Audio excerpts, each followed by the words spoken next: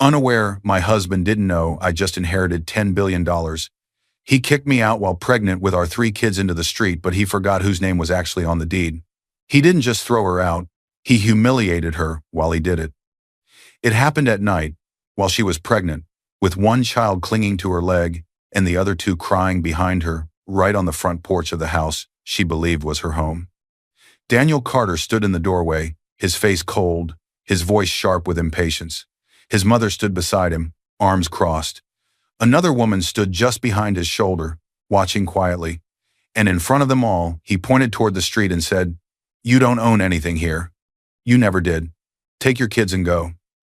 Emily Carter tried to speak, but he cut her off. "You've lived off me long enough," he added. "You're not even useful anymore. Just look at you." His mother nodded in agreement. The other woman didn't say a word she didn't need to. Her smile said everything. The lock clicked before Emily could answer. For a moment the world felt unreal. Her body ached. Her stomach was heavy with the baby she was carrying. Her purse was light because he controlled every card and every password. To them, she was nothing more than a dependent wife, quiet, unemployed, replaceable. A woman who managed children and schedules but had no power, no money, no voice. That's what they believed. What they didn't know was this. The woman standing on the porch had already inherited a fortune so large, it was managed through sealed trusts and silent lawyers. Just days earlier, the last paperwork from her late father's estate had been finalized on paper, confirming assets worth over $10 billion and confirming, in writing, that the very house Daniel was locking behind her was separate property held for Emily alone. The deed wasn't in his name. It never had been. Emily didn't scream. She didn't beg. She didn't tell them the truth. Because the night her husband chose to humiliate her at her weakest moment was the night he unknowingly evicted himself. This isn't just a story about betrayal. It's about what happens when a man throws away a woman he never truly understood while standing inside a house the law says belongs to her. Dear viewers, thank you for being here. If you watch without subscribing, it's like letting Emily's quiet strength go unseen the way they ignored her that night. When you click subscribe, you stand with every woman who was underestimated, humiliated, and still rose. And tell me where you're watching from. See you in the story. The sound that woke Emily Carter wasn't gentle. It was sharp Daniel's phone buzzing on the nightstand, vibrating hard enough to rattle the wood. Emily's eyes snapped open before the alarm ever rang. Her hand went to her stomach on instinct, feeling the slow, heavy movement of the baby inside her.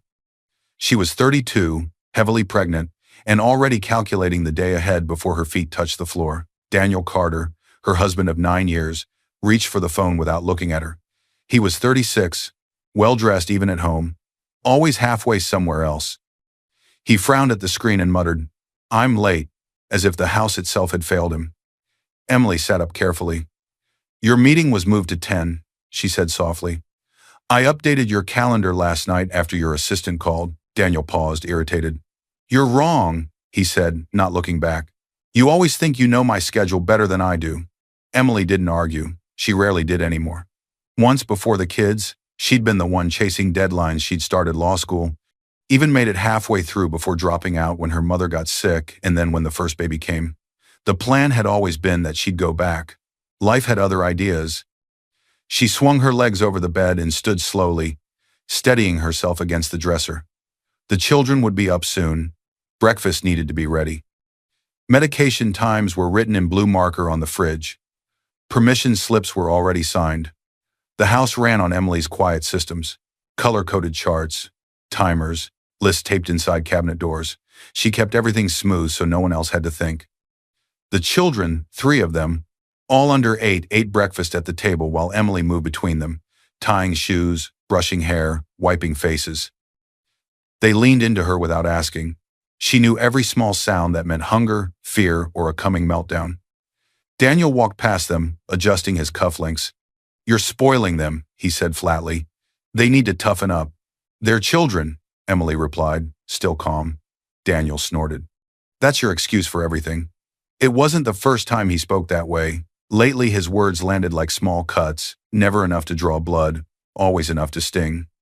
He glanced at her stomach and added, "And maybe if you hadn't let yourself go, things wouldn't feel so off." Emily felt the words settle in her chest. She said nothing. Silence had become a skill. After Daniel left, the house exhaled. The children went to school. The toddler napped. Emily walked to the refrigerator and checked the medical chart she'd made for herself: appointments, blood pressure notes, warning signs to watch for. She had written them neatly, carefully. She trusted paper more than memory. That trust came from long before Daniel. Years ago, before marriage, before children, Emily had stood in a lawyer's office across from her father. He was a quiet man with tired eyes, already worn down by illness and regret. He and Emily's mother had separated early, and distance had turned into silence. When he reached out again, it wasn't for forgiveness, it was for preparation. He told her about the estate, the companies, the properties held under a private family trust. Emily barely listened to the numbers. She was still hurt, still guarded. "I don't want this," she had said then. Her father shook his head. "You don't have to want it," he replied.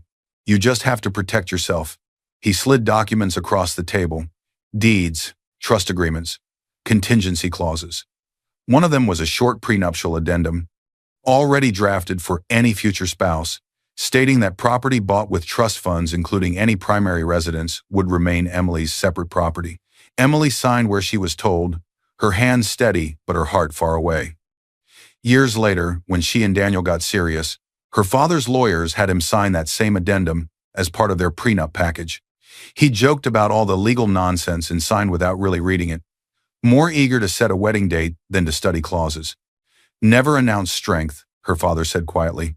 "Let paperwork speak when voices fail." He passed away not long after. The trust lawyers handled the rest. Emily never reopened the files. She stored them, untouched, believing that love and effort mattered more than money ever could. Back in the present, Emily walked to the hallway closet and reached behind the winter coats. Her fingers brushed the small, fireproof document pouch. It was still there. It always was.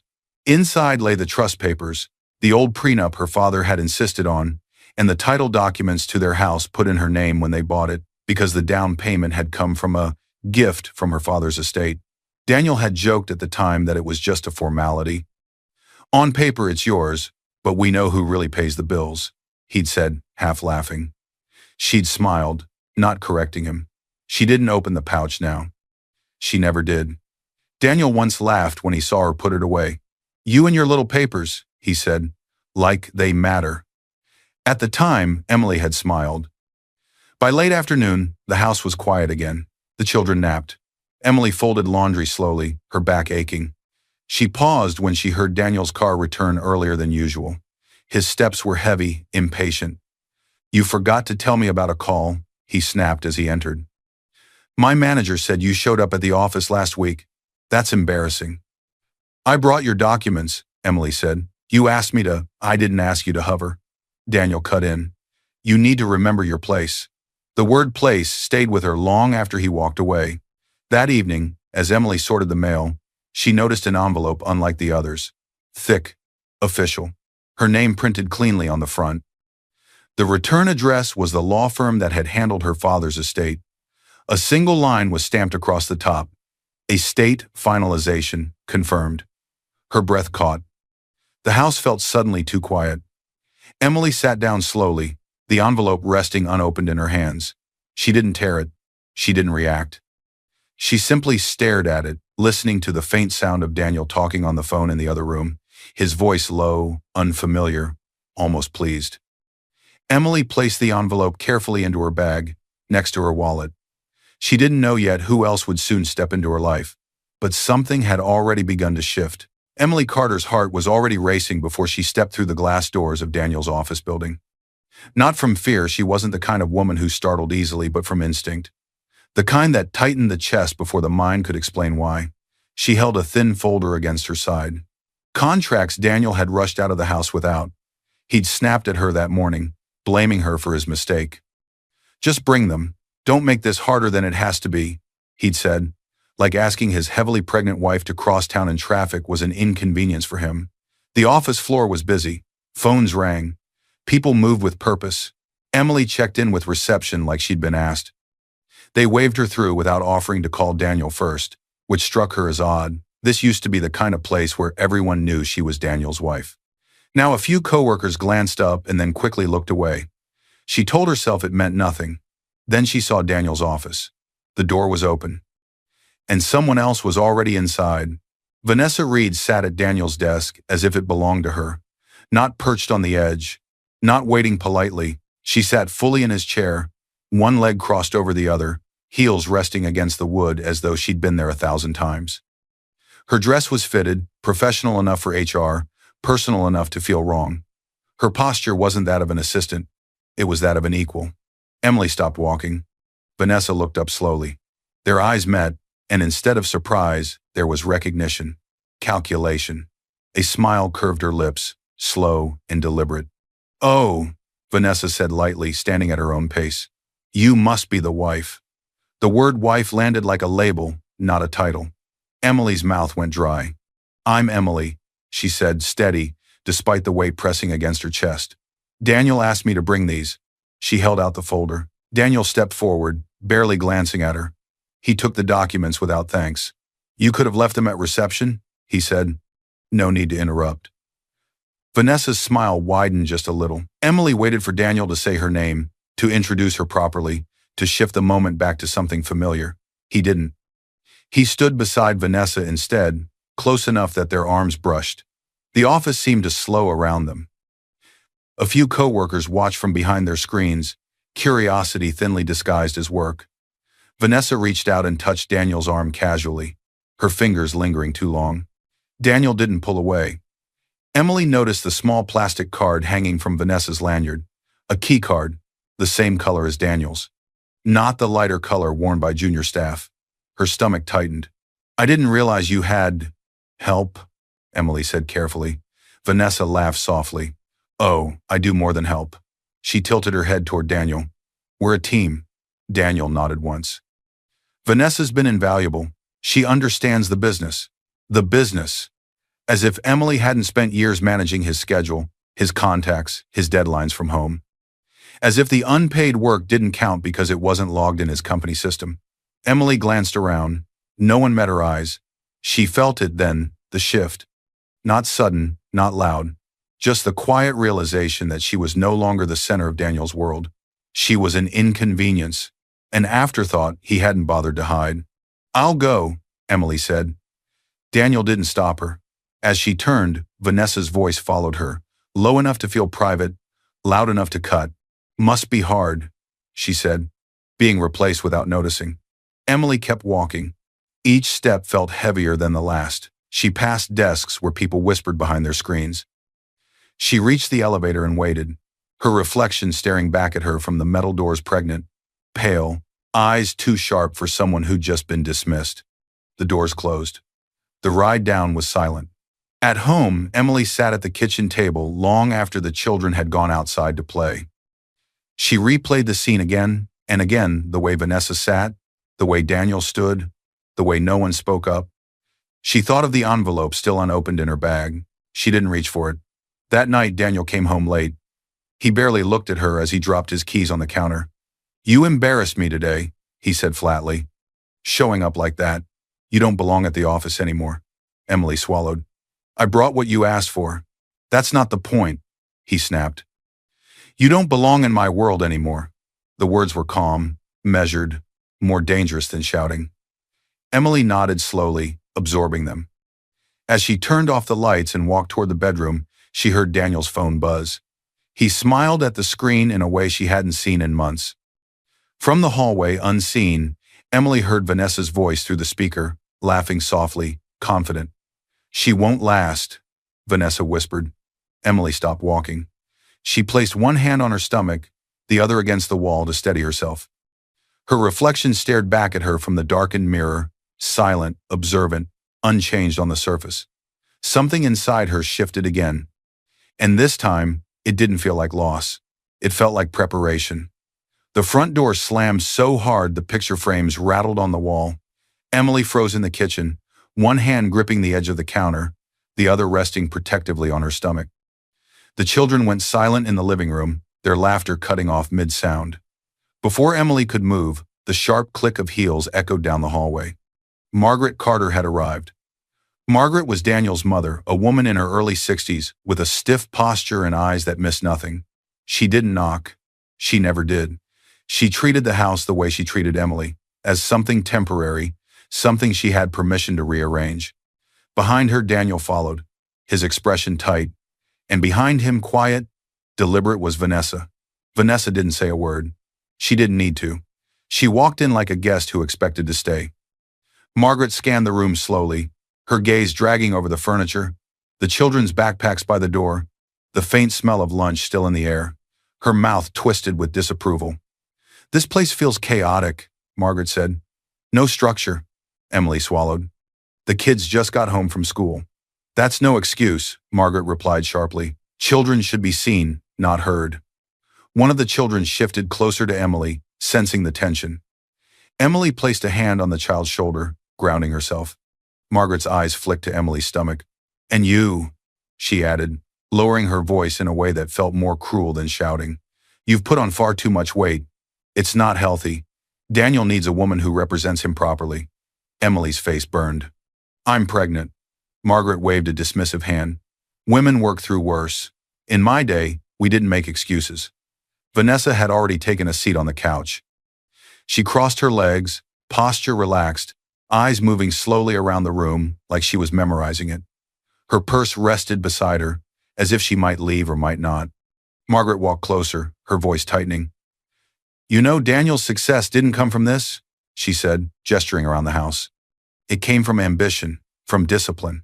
She turned to Daniel, and instead of elevating him, she's managed him, like a secretary. Daniel didn't hesitate. "She's been coasting for years, Mom."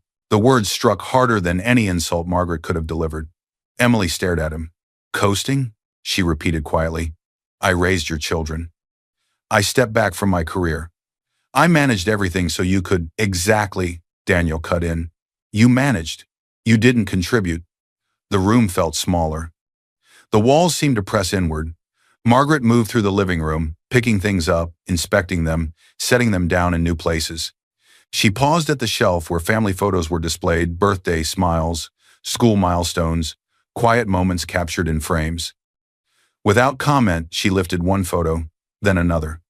She stacked them carefully, face down, on the coffee table. Emily noticed. Her chest tightened, but she didn't stop her. Her children were watching. Vanessa watched the gesture closely. A faint smile tugged at her lips before she smoothed it away. "This house needs refinement," Margaret said. "Order," Daniel nodded. "I agree." Emily felt something cold settle in her stomach. Not fear, awareness. The children stood frozen, watching the adults move around them like pieces on a board. Emily ushered them gently toward their room. "Go play," she whispered. "I'll come check on you." They hesitated, then obeyed.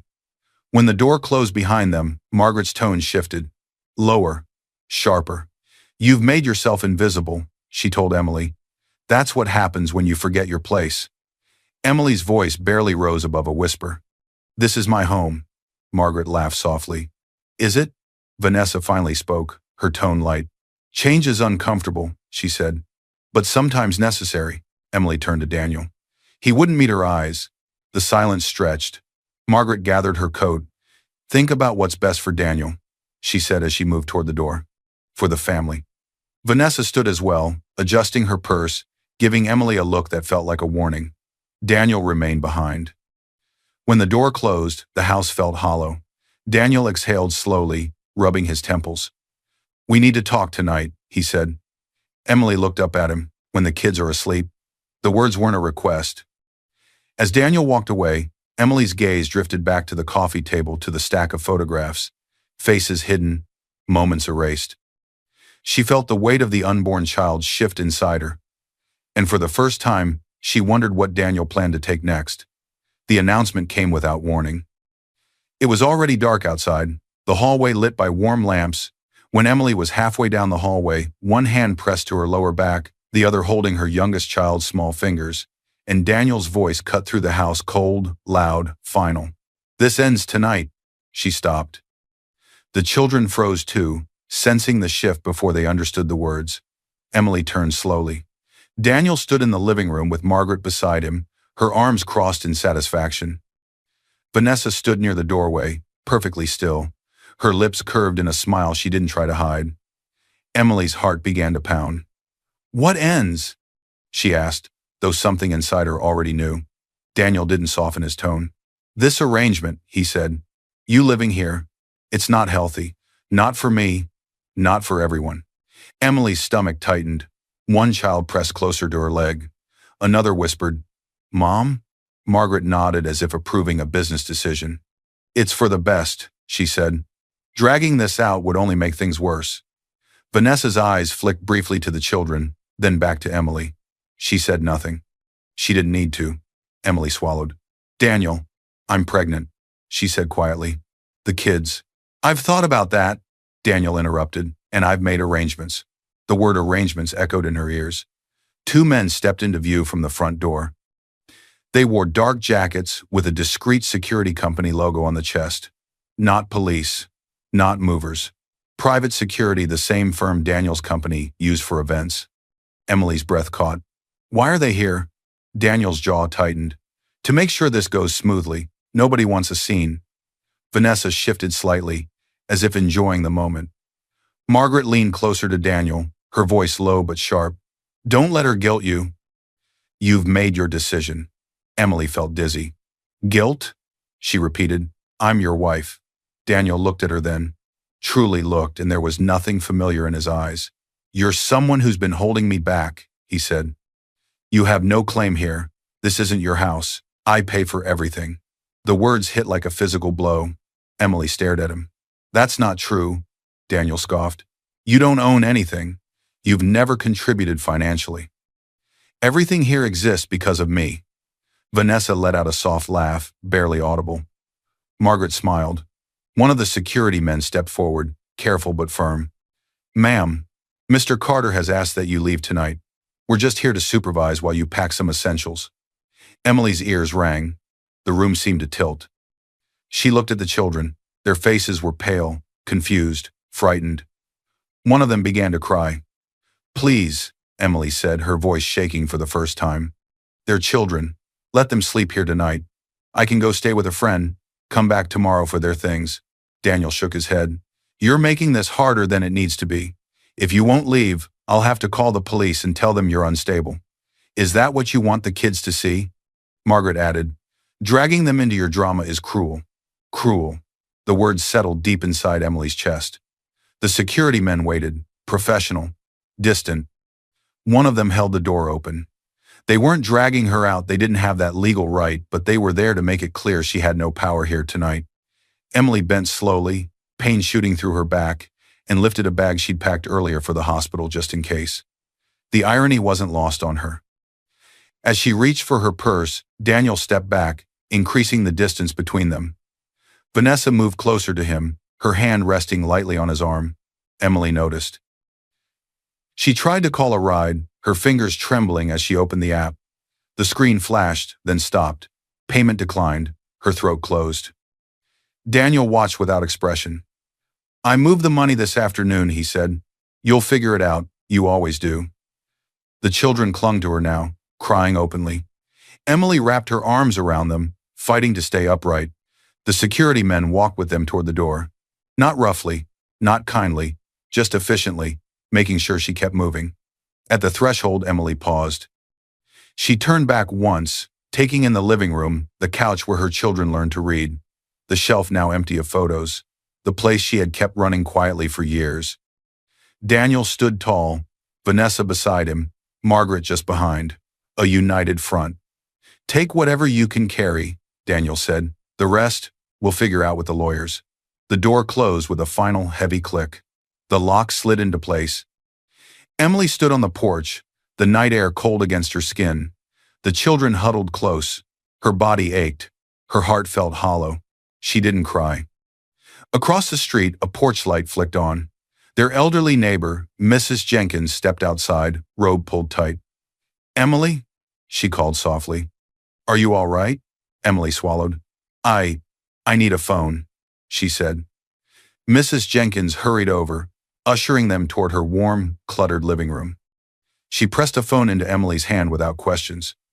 Emily dialed the only person she trusted to think clearly right now. Sarah? She whispered when the call connected. It's me. I need help. I'm on my way, Sarah said. No hesitation. Back on the porch of the house she'd just left, the lights glowed warmly through the curtains. Inside, Daniel turned away, already moving on.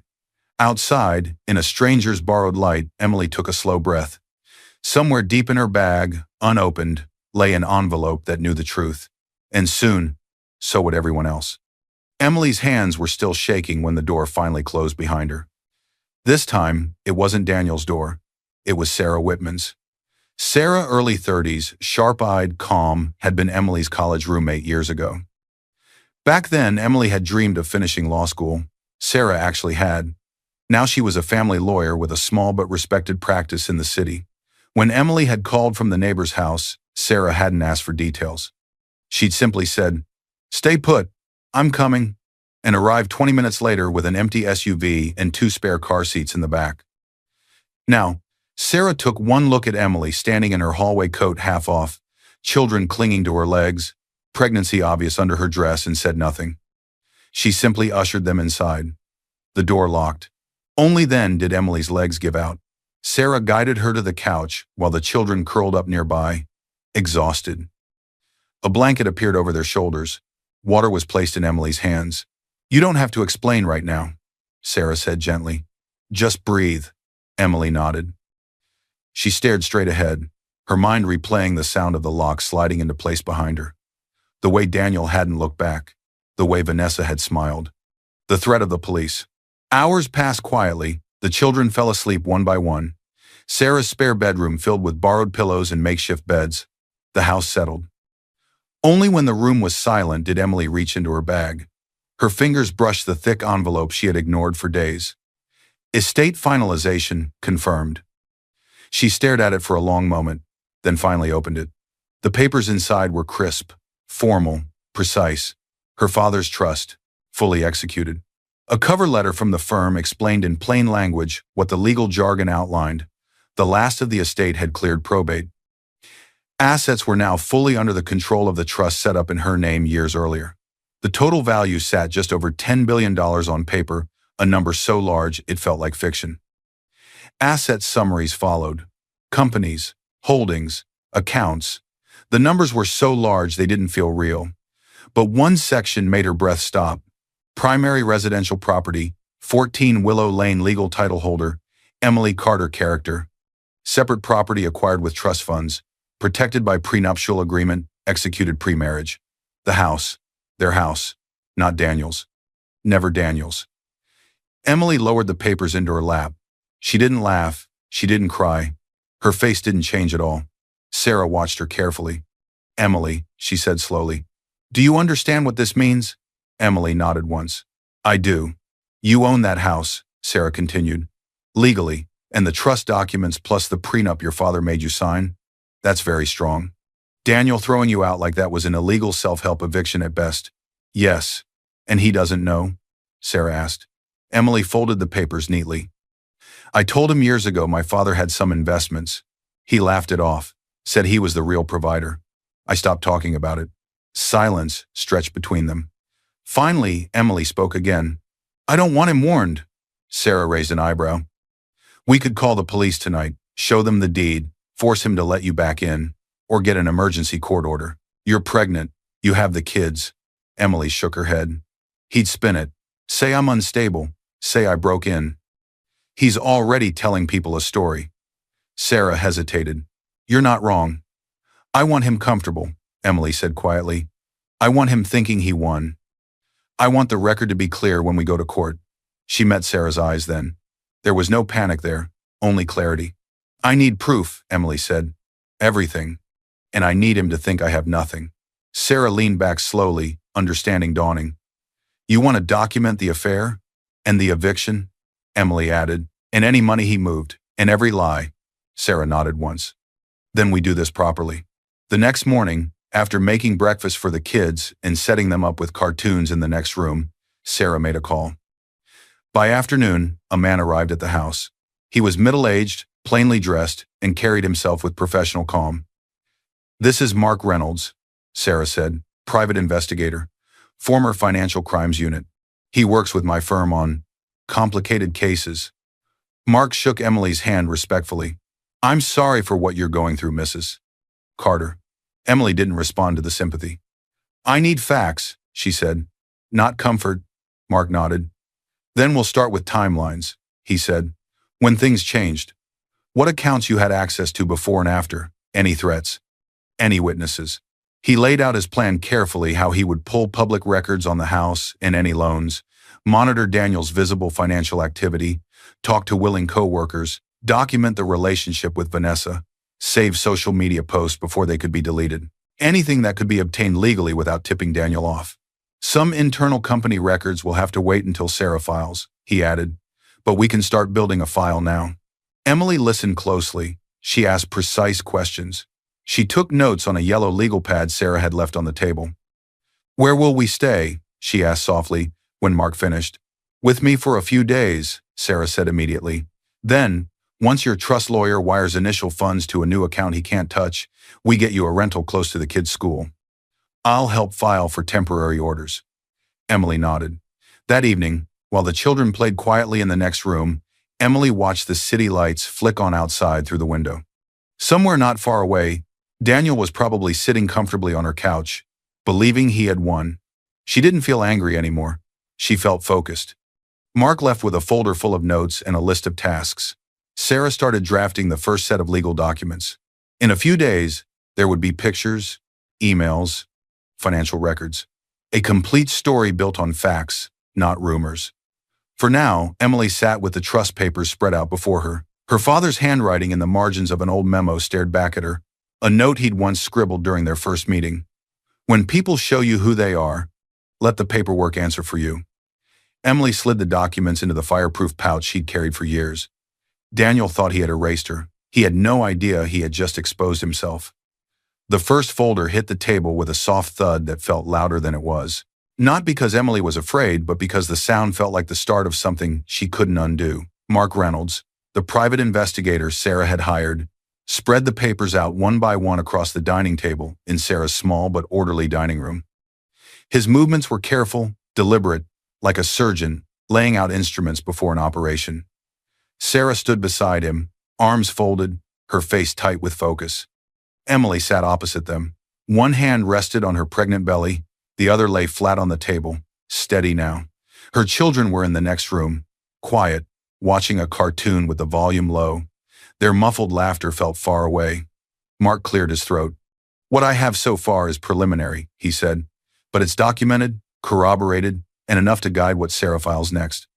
Nothing here is guesswork. He slid the first printout forward. Credit card statements. Transaction histories from a joint account Emily had once had partial online access to before Daniel quietly removed her.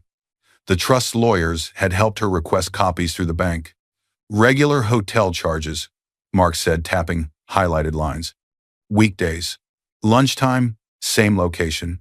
Matches days when your husband told you he was working late or in meetings. Emily's jaw tightened, but she said nothing. Next came a series of screenshots. Vanessa's public social media posts. Photos cropped to be safe, but not careful enough. A reflection in a window showing Daniel's profile. A familiar watch on a man's wrist at the edge of a frame. A blurred office badge in the corner that matched Daniel's company colors. I can't access their private messages without a court order, Mark said. But they haven't been as subtle as they think in public. Several co-workers liked or commented on these. If needed, they can testify to what everyone already knew. Emily stared at the images, then at the dates and times printed at the bottom. They lined up neatly with the days Daniel had snapped at her for bothering him or showing up unannounced. Mark laid out a typed summary next. Witness statements, he explained. One from a receptionist at his office, one from a junior analyst. Both describe Vanessa introducing herself as basically family to Daniel. Both say you were talked about in unkind terms. Emily's eyes flicked to Sarah. We'll sanitize the language for court, Sarah said. But the fact that they're willing to go on record is huge. Next came the financial records. Mark tapped a highlighted section. Your husband attempted to refinance the house 3 days after he had you removed, he said. He told the bank you were moving out permanently and that he had sole authority. That refinancing attempt was flagged because the title search came back with your trust name and separate property designation. Emily let out a slow breath through her nose. He didn't get that far, Mark continued. The bank froze the process pending clarification. We've already sent a preservation letter so they don't lose anything. Sarah nodded. We'll subpoena the full file. But this alone shows intent. He was trying to borrow against property that legally isn't his. Mark pulled out one more page. This is from the security firm he hired the night he forced you out, he said. They keep basic visit logs for liability reasons, address, time, who made the booking, and why. He slid it forward. Client, Daniel Carter. Service standby presence during domestic separation. Notes. Wife to be escorted off premises at client's request. The words were neat, clinical, ugly. Emily stared at them until the letters blurred. Sarah spoke quietly. We also have Mrs. Jenkins' statement, the neighbor who saw you on the porch with the kids and let you use her phone. She wrote everything down while it was fresh. That's powerful. Mark hesitated. There is something else you need to know. Emily looked up. Vanessa has been talking, he said. Not just in the office. Mutual acquaintances. She's been telling people you abandoned the kids, that you walked out on them, and Daniel had to step up to protect them. Emily's chest tightened. She's framing you as unstable, Sarah said, so that if this ever hit court, people would already have a narrative in their heads. Emily closed her eyes briefly. The porch.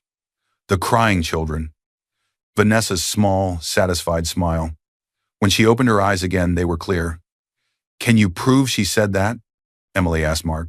Yes, he replied. One of Daniel's co-workers recorded a conversation on their phone after she kept repeating it in the break room. They were uncomfortable with it and came to me after your neighbor confirmed the eviction. Good, Emily said quietly. Keep that safe. Mark nodded. Next steps. I keep documenting. Sarah files for emergency orders, custody, support, and for you to have exclusive use of the house. Once the court signs off, we can get formal subpoenas for more detailed records. That's when we'll get internal emails, building security footage, things I can't legally touch yet. Emily absorbed it all. So this isn't everything, she said, just the first layer. Exactly, Mark replied. But it's enough to go to court without looking like this is just, he said, she said. Sarah placed a hand over Emily's. If we move now, Sarah said, we control the narrative with facts. His affair, the illegal self-help eviction, the attempted refinance on your separate property, and the smear campaign. A judge will take that very seriously. Emily nodded slowly. File it, she said. All of it. Mark began collecting the papers into neat stacks. I'll focus on the company side as well, he said. Affairs with subordinates and financial misconduct don't play well with corporate policy, especially if it becomes public record. That's not revenge, Emily said, more to herself than to them. That's just consequences finally catching up. Sarah exchanged a glance with Mark. That night, after the children were asleep in Sarah's spare rooms, Emily sat alone with a copy of the refinancing attempt and the trust deed in front of her. Proof of betrayal. Proof of cruelty. Proof that her silence had never meant weakness, it had meant patience. She slid the pages into the fireproof pouch she'd carried for years. Somewhere else, Vanessa was telling lies. Soon, she wouldn't be the only one people were listening to. The room erupted in applause before the words had fully landed. Vanessa Reed stood at the center of the corporate celebration, one manicured hand wrapped around a champagne glass, the other looped possessively through Daniel Carter's arm. The lights were warm, flattering. Music hummed softly in the background. Laughter bounced easily from group to group. It was the kind of event meant to signal success, a major contract closed, a good quarter, an excuse for executives to congratulate themselves. Vanessa thrived in it. She leaned into Daniel, her body angled just enough to make the message clear to anyone watching. This wasn't subtle anymore. This was possession. Daniel smiled, proud and relaxed in a way he hadn't been in months. His suit was new. The watch on his wrist gleamed. Margaret stood nearby as his invited family guest, nodding along with a group of corporate allies, board members, senior managers, people who mattered in Daniel's world. No one asked about his wife. Most had already heard Vanessa's version of that story. Across the room, near a column partially hidden by a decorative plant, Mark Reynolds stood in a plain blazer, a drink in his hand he barely touched. He was a consultant friend of one of the suppliers, according to the guest list. He blended into the background easily. His phone was set to record, screen off, capturing audio and occasional video snippets whenever Vanessa laughed too loudly. Vanessa lifted her glass. "May I?" she said lightly, her voice cutting through the noise. The room quieted. Phones came out almost immediately. Some people like documenting everything. Some, Mark knew, enjoyed having evidence in case allegiances needed to shift later. Vanessa smiled wider, enjoying the attention. "I just want to say how refreshing it is," she began, "to step into a future that finally makes sense." She paused, letting the words sink in. "To new beginnings," she continued, lifting her glass higher, "and to having the courage to leave dead weight behind." Laughter rippled through the room. Not everyone laughed, but enough did. Daniel chuckled beside her, squeezing her hand. Margaret raised her glass in approval. Vanessa took a slow sip, eyes shining. In one corner, a junior employee winced and looked away. Mark noticed. The night rolled on. More drinks, more photos. Vanessa moved through the crowd like she owned the air around her, touching arms, leaning in close, making jokes about people who can't keep up with ambition. "I mean," she said to a small circle, "some people marry success and then just sit on the couch. You can't drag that kind of energy forever." A few nervous laughs. A few uncomfortable looks. Mark's phone captured every word. About an hour into the event, while Vanessa was returning to her seat, a man in a dark suit approached the entrance. He spoke briefly with reception, showed identification, and pointed toward Vanessa. The receptionist glanced around the room and flagged down a staff member, a young server carrying an empty tray. "Can you take this to Miss Reed?" the receptionist asked, handing over a plain envelope. "The gentleman at the front says it's a legal document that must be handed to her personally. He's waiting to see it done." The server nodded, a little nervous but willing. Vanessa was checking her reflection in her phone when the server reached her. "Excuse me, ma'am," the server said. "Someone at the front asked me to give this to you." She handed Vanessa the envelope. Vanessa frowned slightly. "From who?" The server glanced back at reception. "He said he was a process server, from the court." A few people nearby looked up at the word court. Vanessa's pulse jumped. She forced a smile. "Thank you," she said briskly, trying to sound unconcerned. She opened the envelope, expecting maybe something about a parking ticket, some bureaucratic mix-up. Her smile vanished. Inside was a single document, heavy paper, official seals, sub poena to appear and produce documents. Her name, Daniel's name. Case caption: Emily Carter versus Daniel Carter. Her fingers tightened around the paper. Her eyes scanned lines she barely processed. Hearing date, requirements to bring her communications, instructions not to delete anything. The room seemed to tilt. "Vanessa?" Daniel asked, noticing her sudden stillness. She didn't answer. The laughter around her faded into a dull hum. Her pulse roared in her ears. She felt suddenly exposed, like every eye in the room could see straight through her. "What is it?" Daniel pressed, lowering his voice. Vanessa folded the paper quickly, too quickly. "Nothing," she said, forcing a laugh that didn't reach her eyes. "Just some legal thing. Probably about work." But her hand trembled. Over by the column, Mark stopped the recording and made a quiet note to himself. Subpoena served, in public, in front of coworkers, right after that toast. Context mattered. Vanessa slipped the subpoena into her purse, trying to act as if everything was normal. Suddenly the room felt different, too bright, too loud, too full of people who might have seen, might be guessing. Her earlier words echoed in her head. Dead weight, courage to leave. You can't drag that kind of energy forever. Now, someone else was dragging her into a room where those words would not sound clever. For the first time, Vanessa wondered who else had been watching all along and how much of her performance had already been recorded. The courtroom doors swung open with a heavy echo, and Daniel Carter walked in like a man who believed the outcome was already decided. He wore a dark suit, crisp and expensive. His posture was relaxed. Vanessa was beside him, fingers wrapped tightly around his hand, her chin lifted with forced confidence. Margaret followed a step behind, her expression sharp, her lips pressed into a thin line of disapproval. To anyone watching, they looked united, prepared, certain.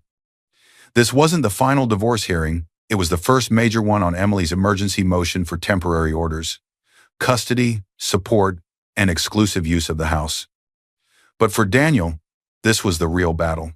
He scanned the room briefly, then smirked when he didn't see Emily yet. "She won't show," he murmured to Vanessa. "She never does when things get serious. She can't handle pressure." Vanessa nodded, though her hand tightened around her purse. She'd spent the week combing through her messages, rereading conversations with Daniel and Margaret, knowing some of them would now belong to a court file. Then the room shifted. A quiet ripple moved through the public benches as Emily entered. She walked in alone, except for Sarah at her side. No dramatics, no rush. She wore a simple, neutral dress, flat shoes, her hair pulled back neatly. One hand rested naturally on her pregnant belly. In the other, she carried a single plain folder and the familiar fireproof pouch. Her face was calm, not cold, not emotional. Steady. Daniel's smirk faded. Emily took her seat at the petitioner's table beside Sarah. Sarah leaned in and whispered something. Emily nodded once. The judge entered. Everyone stood. When the formalities ended, Daniel's lawyer spoke first, confident, rehearsed. "Your Honor," he began, "this is a difficult time for my client. He's a devoted father trying to navigate a separation from a spouse who has unfortunately become unstable." He used words like emotional, overwhelmed, and irrational. He described the night of the eviction as Daniel removing the children from a volatile situation and temporarily asking his wife to leave until she could calm down. He painted Vanessa as a preside colleague unfairly dragged into a domestic dispute, Margaret as a concerned mother. He framed everything as a misunderstanding. A woman overreacting and weaponizing legal tools after a breakup.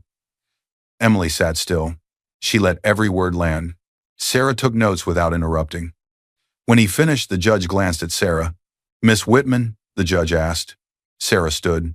She didn't argue emotion. She didn't try to out-drama Daniel's attorney. She spoke plainly.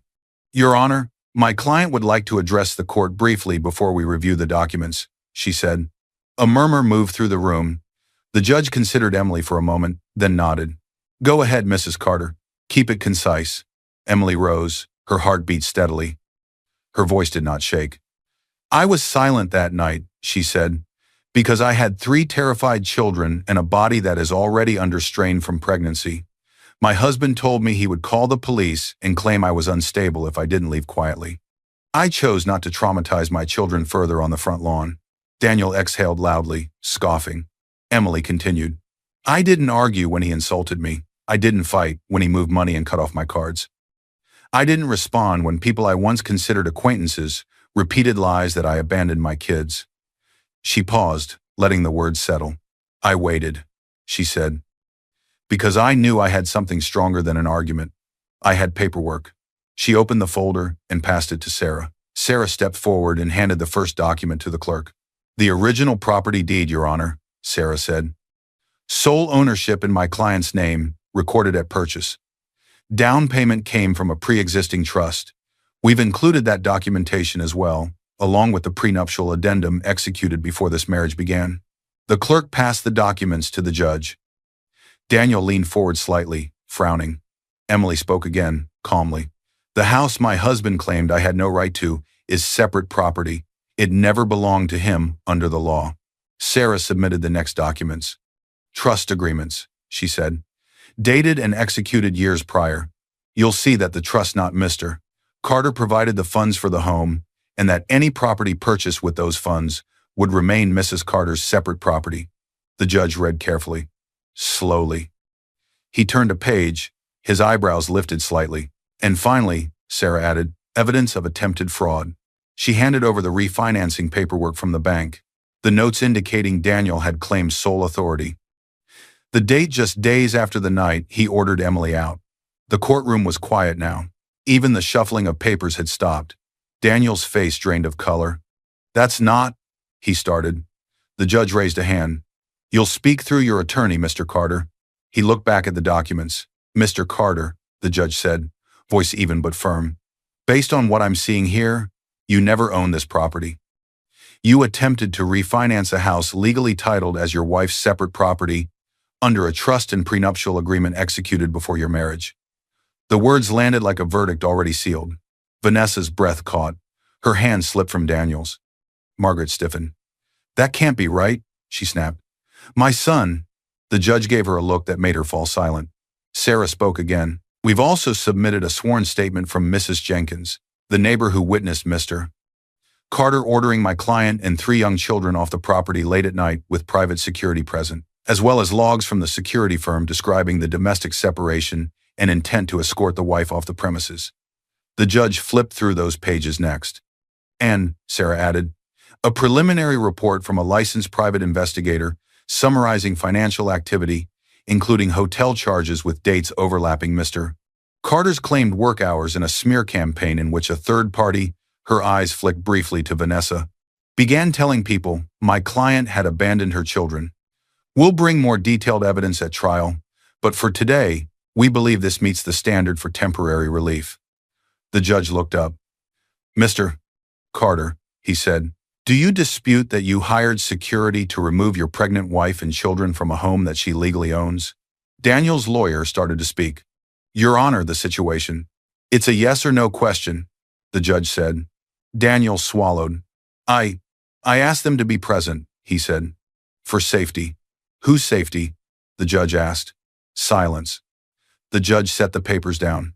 "Here is what this court is going to do," he said. "Effective immediately, Mrs. Carter is granted exclusive use and possession of the marital residence. Mr. Pline Carter is ordered to vacate the property if he has not already done so and is prohibited from interfering with her occupancy. Temporary full physical custody is granted to Mrs. Carter, with reasonable supervised visitation for Mr. Carter, details to be worked out in a schedule."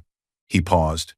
"Additionally, the refinancing attempt and the financial records raise serious concerns," he added. "This court will be referring those matters for further review to the appropriate authorities. I am also ordering both parties to preserve all electronic communications, including those with third parties such as Miss Reed and Mrs. Carter's mother-in-law." His gaze shifted slightly to Vanessa. "And Miss Reed," he said, "I would strongly advise you to obtain your own counsel regarding your involvement and the subpoena you were served." Vanessa's face went pale. The courtroom buzzed with restrained shock. Emily sat back down slowly, her part finished. She didn't look at Daniel again, but she felt the balance of power settle fully into place. This time, the clique of authority was on her side, and there was no undoing it. The fall didn't happen all at once. It started with small cracks Daniel tried to ignore. He didn't even make it out of the courthouse parking lot before his phone began to vibrate nonstop. Calls, emails, notifications multiplying so fast the screen blurred. The company's HR department, his direct supervisor, a board liaison. He let them go to voicemail at first, still reeling, still convinced some appeal or technicality would fix things. Vanessa wasn't so calm. She sat beside him in the car, staring straight ahead, her hands clenched together. The judge's words replayed in her mind, "You may want your own counsel." The subpoena. The mention of smear campaigns and preserved messages. For the first time, she realized this wasn't just gossip anymore. It was record. Over the next few days, the consequences picked up speed.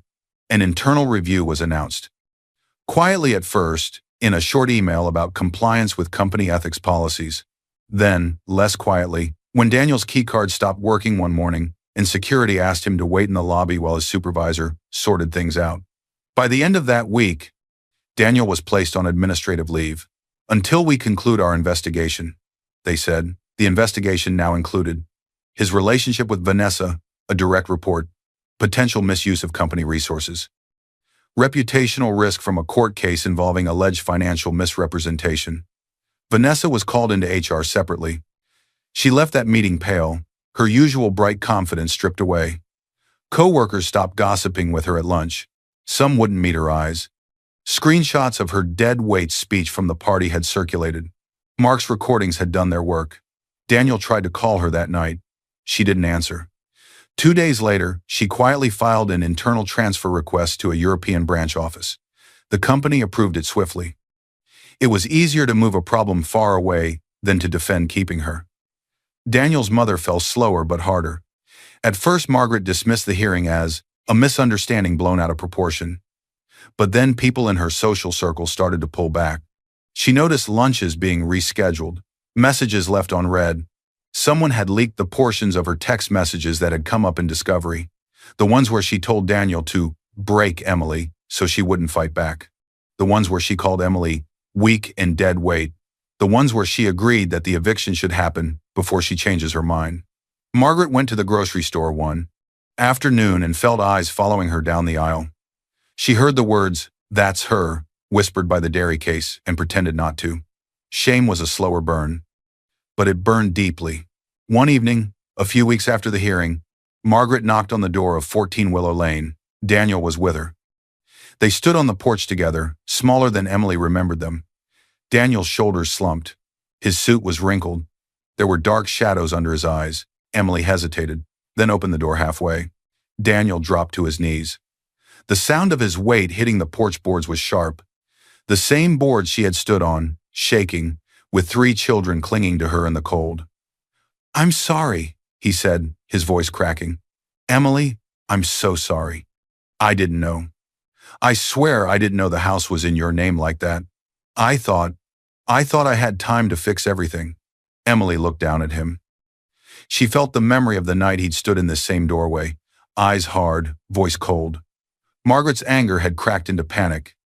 "This has gone too far," she said, her voice trembling. "He lost his position. People are talking about charges. Emily, please, you've made your point. Our family," Margaret added desperately. "Think of the family." "Our family," Emily repeated quietly. "You mean the one you helped throw out into the street?" Margaret flinched. Daniel crawled forward slightly, hands outstretched. "I was angry. I was stupid," he said. "Vanessa, she pushed me. She said you were dragging me down." You meant every word you said," Emily replied, calm. "You told me I didn't own anything. You told me I had no claim to the house my father paid for. You threatened to call the police if I didn't leave quietly. You made our children watch." Daniel's voice dropped to a rough whisper. "Please, I'll do anything. Just don't take the kids away from me." Emily's gaze hardened. "They're not being taken away from you," she said. "You walked away from them when you chose your pride and your affair over their mother's safety." Margaret's eyes filled with tears. "Emily, the community?" Emily's jaw tightened. "The community finally knows the truth," she said. "Not the story you and Vanessa spread." Silence swallowed the porch. Inside the house, a child's laughter floated faintly down the hallway. Emily glanced back for a second, then turned to face them fully. "This house is stable now," she said. "The children are safe. The court has given us a structure. If you want to see them, you can follow the schedule and the rules. No more surprises. No more showing up at my door." Daniel's shoulders shook. "I never thought you'd be this cold," he whispered. Emily considered that. "I'm not cold," she said. "I'm finished." She stepped back and gently closed the door. Inside, she leaned against it for a moment, not weak, not shaken, just still. Daniel and Margaret remained on the porch for a long minute, hoping the door might reopen. It didn't. Within the month, Daniel quietly resigned from his job for personal reasons. The internal investigation didn't need to announce findings publicly. The damage was done. Recruiters stopped returning his calls. Old colleagues messaged him with, "Sorry, man," and then went silent. Margaret withdrew from most social events. She told herself it was because people had changed. Deep down, she knew it was because she had been seen. Emily stood in her living room that night, the house quiet, familiar again. Her children slept safely down the hall. On the table lay the stack of divorce papers and final settlement terms Sarah had walked her through. She picked up the pen. Tomorrow, it would be filed. Soon, it would all be finalized. For the first time since the lock had clicked behind her on that cold night, Emily allowed herself one steady breath, knowing the last legal chapter was about to begin. The sound of the judge's stamp came down hard and final. Emily felt it in her chest more than in her ears. "Final decree of divorce is granted," the judge said calmly.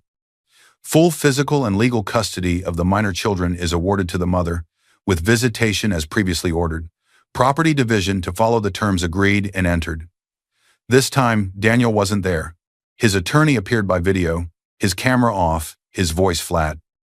There were no speeches, no last-minute attacks. just a tired acknowledgement that they had no grounds to fight what the paperwork and prior rulings already made clear.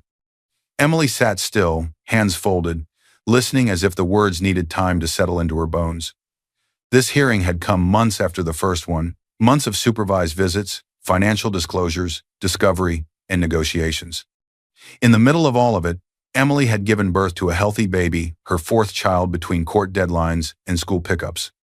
The newborn slept at home now, surrounded by siblings who had already learned what safety felt like. Months of her rebuilding a life around court dates and school schedules. When it was over, the judge looked up. "Mrs. Carter," he said, "you handled a difficult process with dignity. I wish you and your children well." "Thank you, Your Honor," Emily replied. In the hallway outside, Sarah closed the file and smiled. "That's it," Sarah said softly. "You're legally done. He can't touch the house. The trust is intact. Custody is yours. All that's left is living your life." Emily let out a breath she hadn't realized she was holding. "You were prepared," Sarah added. "That's why this went the way it did." Emily shook her head gently. "I survived," she replied. "The preparation came after the survival." That evening, Emily returned to the house. Her house. The key turned easily in the lock. No resistance, no fear. Just the soft click of belonging. Inside, the space felt familiar but lighter, as if the walls themselves had exhaled. The children ran ahead of her, laughing, their footsteps echoing down the hallway. Their laughter filled rooms that had once held tension and quiet tears. Emily moved slowly through the living room. The coffee table was clear now. On the shelf, a small stack of framed photos still sat where Margaret had turned them face down months before. Emily picked them up, one by one. A birthday cake smeared with frosting, a school play with crooked paper crowns, a family photo taken before everything broke, before Emily knew how fragile the smiles were. She placed each frame back on the shelf, upright. She didn't do it to pretend the past had been perfect. She did it because those moments still belonged to her and her children, not to the people who tried to rewrite them. From the hallway, one of the kids called out, "Mom, come see, we built a fort." Emily smiled. "I'm coming," she called back. Later that night, after the children were asleep, Emily sat alone at the dining table. Her phone buzzed once. Daniel's name appeared on the screen with a long message preview she didn't read. She didn't open it. She turned the phone face down and slid it away. Instead, she walked to the hallway closet, reached behind the winter coats, and pulled out the small fireproof document pouch, the same one Daniel once mocked, the same one that had carried her through lawyers' offices and courtrooms. She opened it, checked the papers, one last time, the trust deed, the house title, the final decree, then closed it carefully and placed it in a higher, less reachable spot. She didn't need to keep it close anymore. The danger had passed. Closure didn't need guarding. Weeks turned into a new rhythm. Emily used a small portion of the trust income, not the core, just the earnings to stabilize their life. A reliable car, activities for the kids, a modest home office. The rest stayed where her father had intended it to be, a safety net, not a trophy. One afternoon, Emily sat under bright studio lights, a microphone clipped neatly to her jacket. Across from her sat a calm, attentive interviewer from a local talk show that had reached out after her court case summary quietly made its way through legal circles. "You went through public humiliation," the interviewer said gently. "Legal battles, betrayal. What would you say to women watching who feel powerless in their own homes?" Emily paused, thoughtful. "I want them to know silence isn't always weakness," she said. "Sometimes it's strategy, sometimes it's survival, and sometimes it's just the moment before you stand up with something stronger than anger facts." The camera stayed on her face as she continued. "You don't owe anyone loud reactions," she said. "You owe yourself protection, truth, and dignity. Get your paperwork, talk to someone who understands the law, and remember that being underestimated is painful, but it can also be your cover while you prepare." The interview aired days later. Messages poured in, women thanking her, men quietly admitting they hadn't understood what financial control looked like. People sharing their own stories of walking away from what was killing them. Emily read them quietly, humbled, replying to a few when she had the emotional space. That night, as she tucked her children into bed, one of them asked, "Mom, are we okay now?" Emily brushed hair from the child's face and smiled. "We are more than okay," she said. "We're safe, and we're free." She turned off the light and closed the door softly. Standing in the hallway, Emily looked around the house one last time, not with pain, not with anger, but with gratitude. She whispered to herself, steady and certain, I didn't take revenge. I took my life back. And somewhere far away, in a smaller apartment, with fewer calls and no cameras, Daniel lay awake, staring at the ceiling, finally understanding what his mother had failed to teach him. You don't throw away a woman who knows exactly what's written on the deed. I hope you enjoyed watching it as much as I enjoyed creating it. Like, share, and comment on the lessons you've learned. Let me know where you're watching from in the comments below. See you in my next video.